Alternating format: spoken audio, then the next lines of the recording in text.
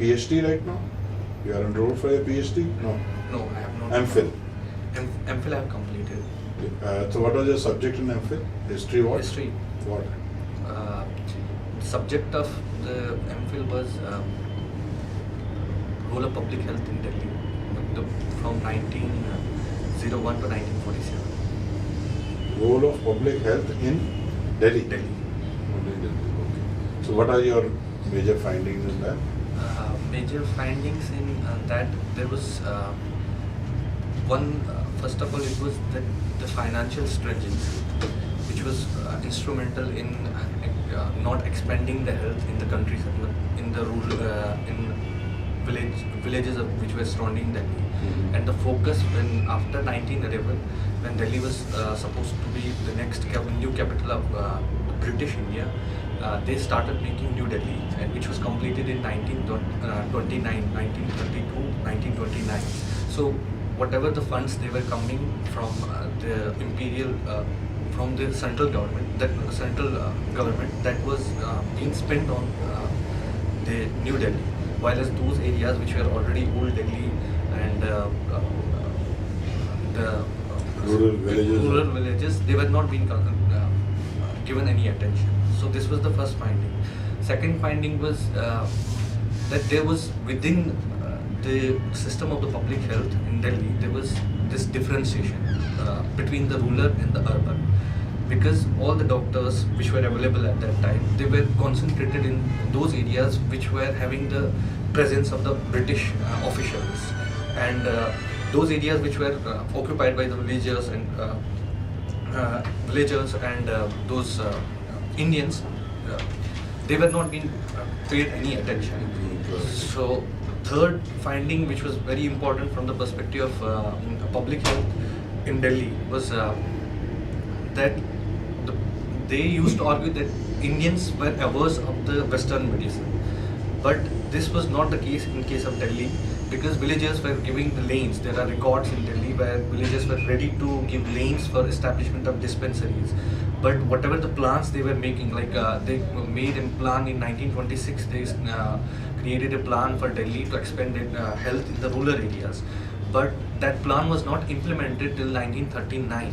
And even during the even 1939, they were not giving the funds. Funds were not dispersed because all the time when after 1990, the health was given to the states, because it became a state subject after Act of 1919. So what was happening at that time? The funds which were coming from the center was coming in the form of grants. But here in Delhi, they were not having such kind of a revenue where they could have established a system so that they can have this plan to be worked out. So consequently, this premise which the British Imperial Legislative Assembly said, or those historians which were arguing that the Indians were averse of the health, that's being negated in Delhi during this period. Now, give me a little detail as to what is the encounter with. Is it your first interview, or have you been for interview earlier? No, it's my first interview. First interview. When did you appear the first time? 2017, sir. 17. Yes, sir. But you didn't cross the prelim? I crossed the prelim. I wrote mains in 2017, but I was not able to qualify for interview. In 2018, I was not able to qualify for prelims. Qualify the prelims? Yes, sir. What was the cause? Cause was I put more efforts in paper 1, but I was not well prepared for paper 2, and it was very hot in Delhi, and I got dehydrated very very hard. You did not try for another job, any other job? Yes, sir, I did. I completed my MPhil in 2017. So after that, I was teaching I was doing freelancing as well as part-time teaching. That's it. In the academies? Not in the academies, but private tuition. Not as guest lecturer? No, not at guest lectures. Even though I have qualified NET back in 2013. Yeah, that's great. But you've been in Delhi for how many years now? 10 years. 10 years, no? Yes, sir. And your parents are in J&K only? Yes, sir.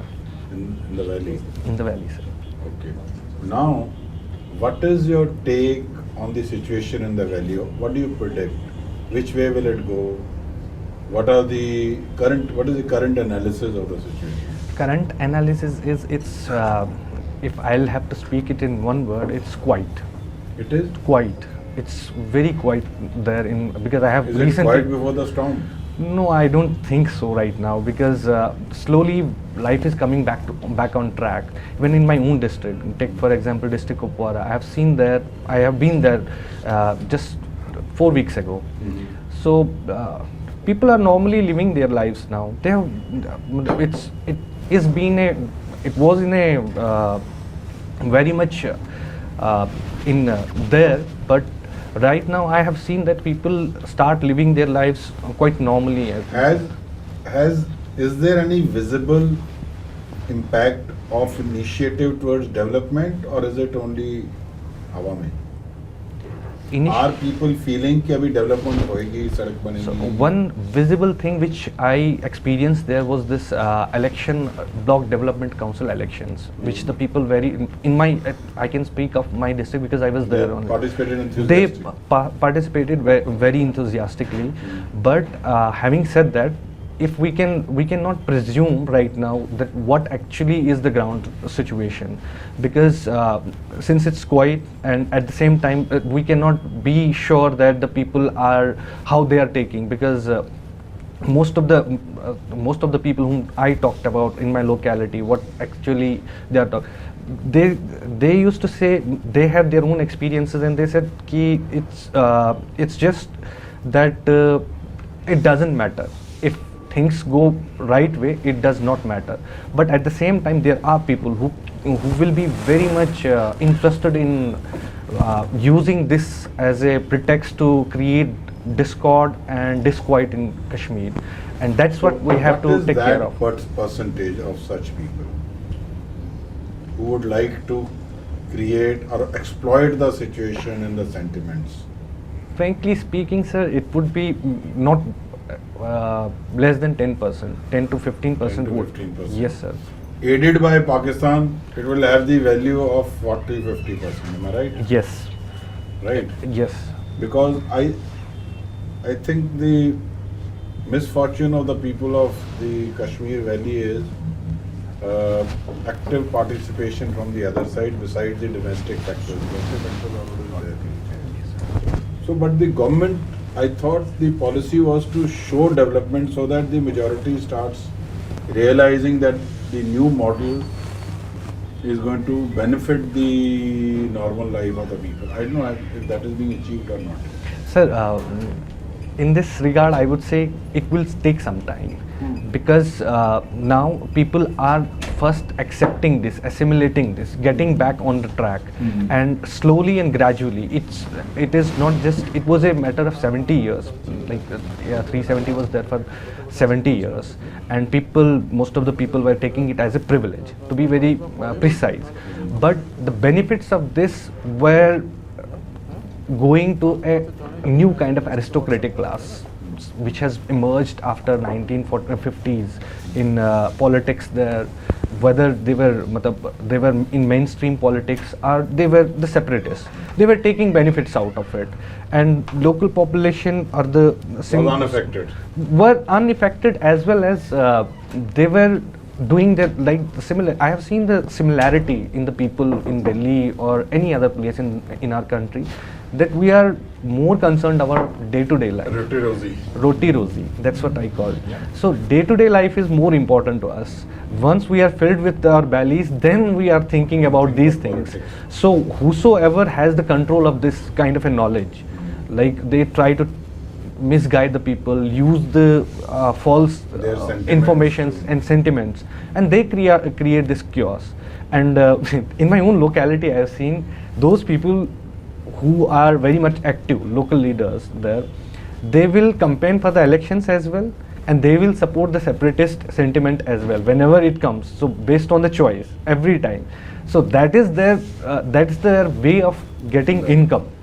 So that provides them income. So I guess this is what we have to look down, because if we'll have to clear it out, first we will have to try to reach out people directly, and that can only happen when we try to engage with the local population at the ground level and do away with these kind of leaders or these kind of representatives, local representatives, I would say, because they play with both the sentiments. So See, actually, people in Kashmir have three choices. Go with Pakistan, go with India, or ask for independence. If I am an independent state, landlocked, all the terrorists of the world will come and fight, make it Afghanistan. Obviously, a small country which doesn't have that much thing, that is why Osama bin Laden from Saudi Arabia came to Afghanistan. If I join with Pakistan, in any case you are doomed, because those Punjabis will eat up everybody else, yes, sir. right? So I might as well, I mean, if the local population support merging with India, it's a bigger country, you can get much more out of it. Anyway, that's what the people's. How is the Lonav Valley these days? Sorry, sir. Lolav Valley. Lolav Valley is a beautiful valley, sir. Yeah, but that was used to be the dreaded place in 90s. But is it now peaceful? Now it is quite peaceful.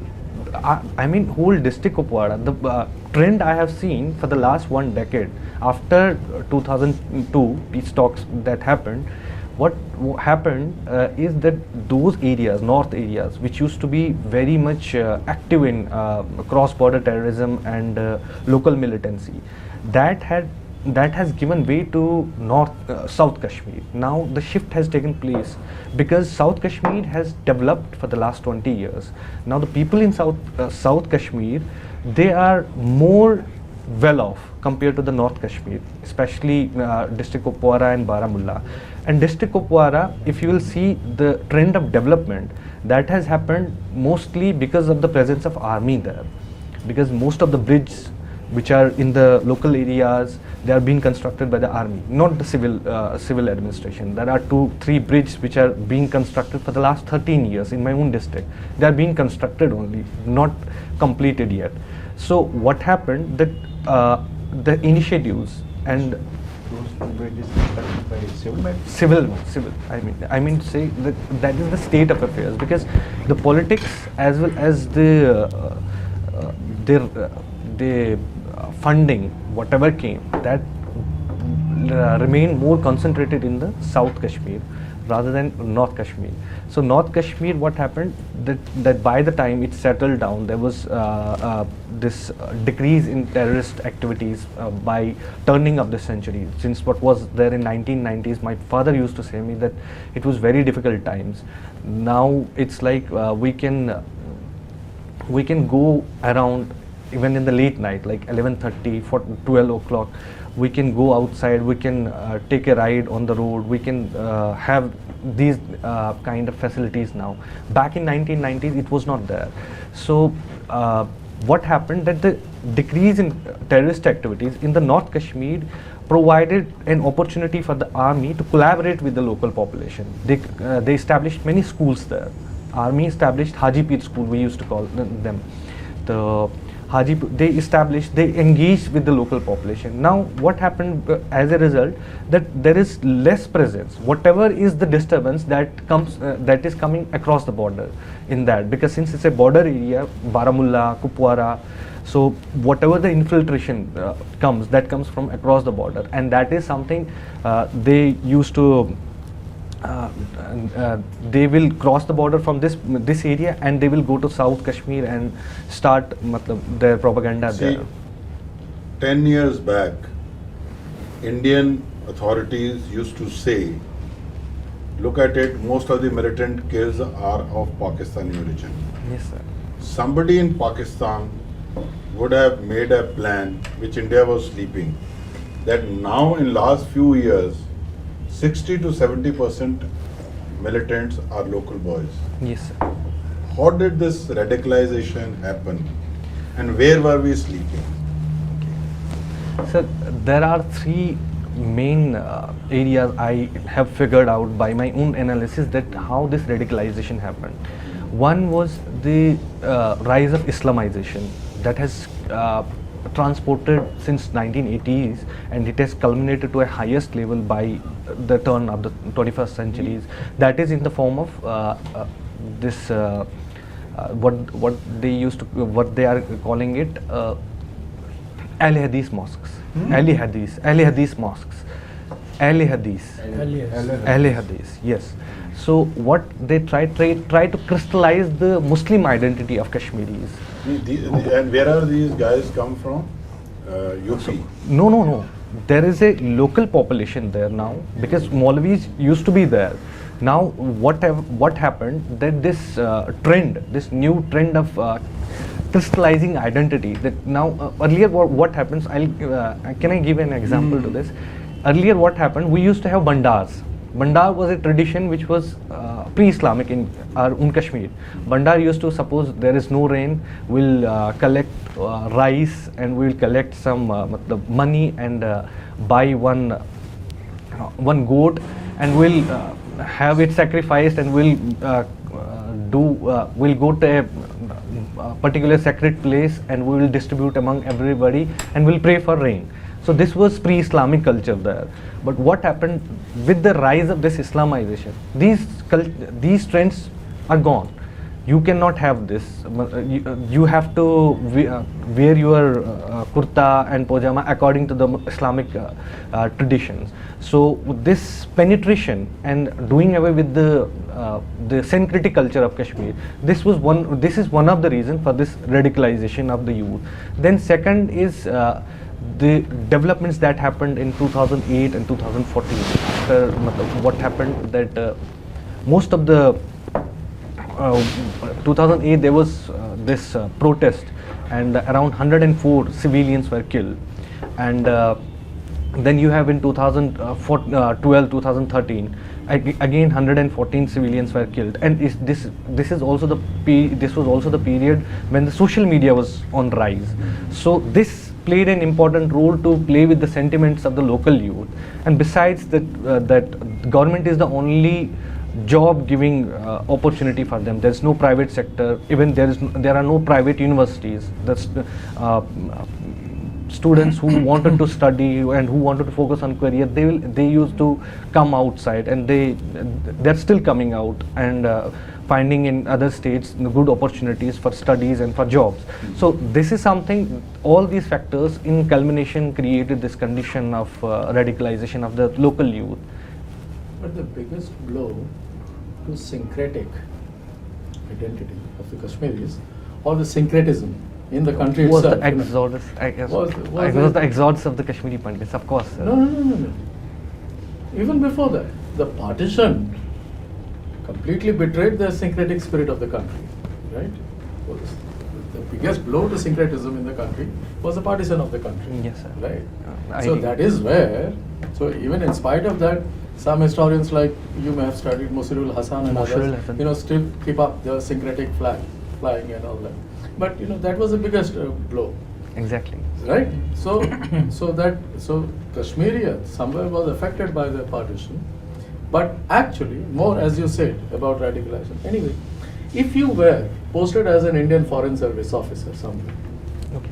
and somebody had to ask you, so you are not just a political ambassador of the country, but a cultural ambassador. What are the 5 things you will hold aloft for the country as the 5 big things that you think India represents? 5 big values or qualities or whatever. First of all, India represents upholding democracy for the last 70 years, which is an achievement, which is a big achievement for us, because given that all those South Asian countries which got emancipated or which got independence with us, they were failed to uphold democracy, whether it was Pakistan, Bangladesh, Sri Lanka. So this would be the first thing. Then second would be, for me, it would be inclusiveness. Inclusiveness that India from north to south includes different creeds, castes, and which technically I would call that multiculturalism. Diversity. Of course. Right? Democracy Yes. and diversity. Okay. Democracy 2. and diversity. Right. Then third, I will propagate India as a big market. Market. Right. For investments, for trade, for A future market or a present? future as well as present. Okay, all right. Market. So, Right. fourth, I would ask, present India as a superpower, which will have its stakes, international role to play, because it's rising, so it will, and it is playing, and it will definitely play more important role in the international affairs. Right. And then fifth, I will go for India's role in environment as well as global common goods, that how it can be important on the platforms like WTO, UN, and its role for saving the whole humanity, because since It's it's global a role. global role, It's global role. global role. Yeah, yeah. So that would be On all these five, these are excellent answers, by the way. How? And people outside are always curious, especially about the rising, prowess of both India and China. Where do you think India would compare with China in the next 20 years on all these five indices? Of course, forget democracy.